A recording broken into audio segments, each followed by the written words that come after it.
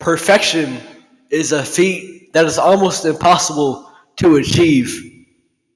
No matter how close you might get, there's always going to be something that could have been done better.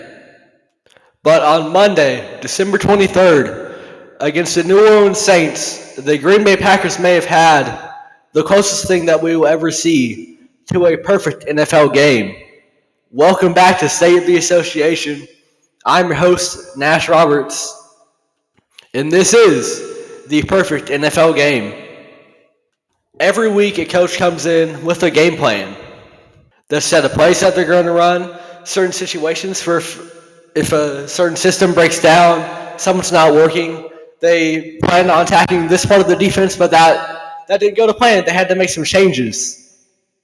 And they've got to be able to adjust in real time. And so often that game plan that they had going in can change drastically.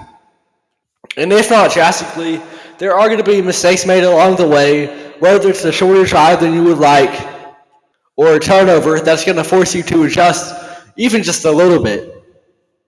And it's very difficult to execute a game plan to its fullest extent.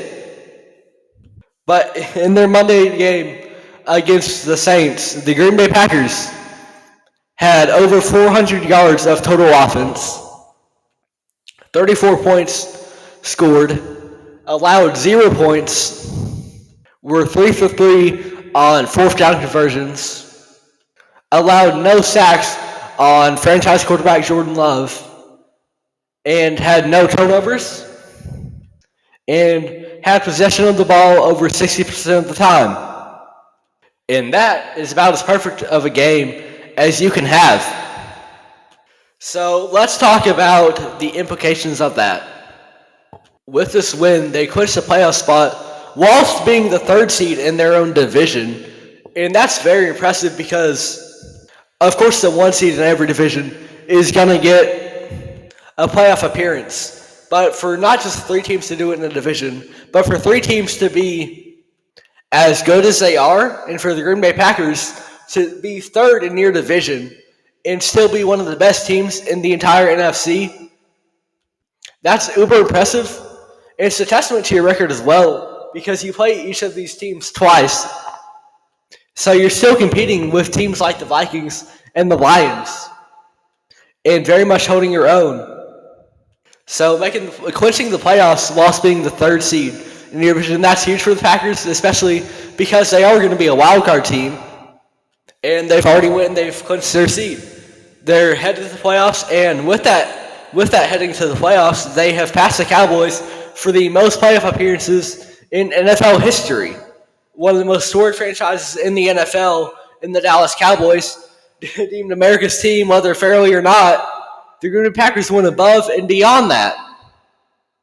And what does it mean for this team beyond the playoff implications? This team has a very, very bright future. In that entire division, in the NFC North, really does. The Lions aren't going anywhere. They're one of the most exciting teams in the entire league. The Vikings, if they stick with Sam Darnold or if they go J.J. McCarthy, they've got a lot of talent to use around that quarterback. For the Bears, Caleb Williams is only going to get better. And then you've got the Green Bay Packers. There are 4 great teams that have the potential to be great in this division. And the Packers are looking like perhaps the second best. And that's just because we haven't really seen the Vikings in the playoffs. But we've seen that the Packers can show up in the playoffs under Love, as we saw last year. That incredible midseason turnaround. I am super high on this team. They've got a super young core that is only going to get better with time. And Jordan Love, I think sitting him behind Aaron Rodgers for a couple years was the absolute smartest thing that they could have done, especially for a raw quarterback prospect like he was. I think that was really smart. They did the same thing with A-Rod back with Brett Favre, and they did it again, and they knew they had faith that it was going to work out, and it absolutely has. He's been great for them.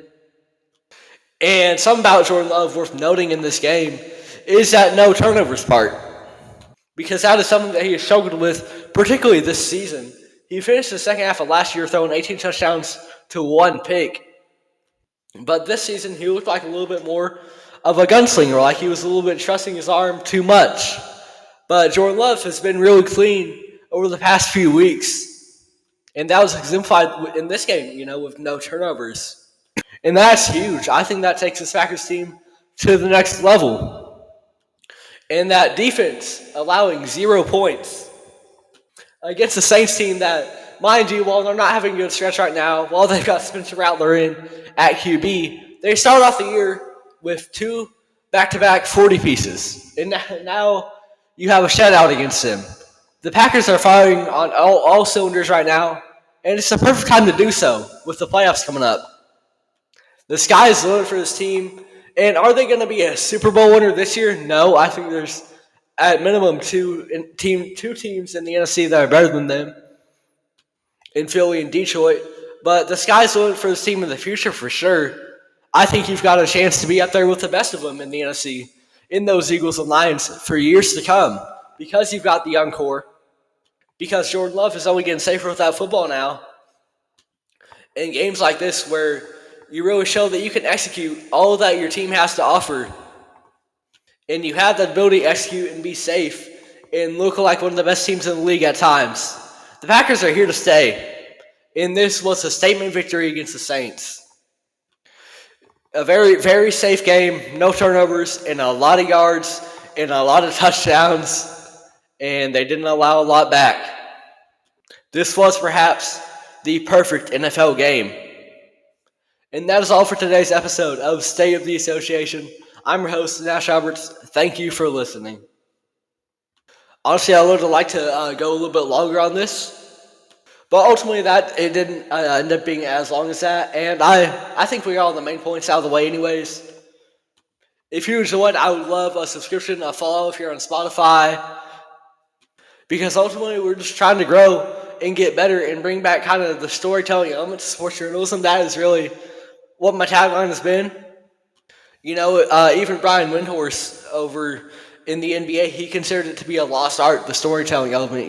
We can report on stuff, but where's the human aspect of it? Where's the context behind it? I try to add that stuff in. So if there's anything different about this State of the Association, that's what it is, ultimately. And the content's really only getting better.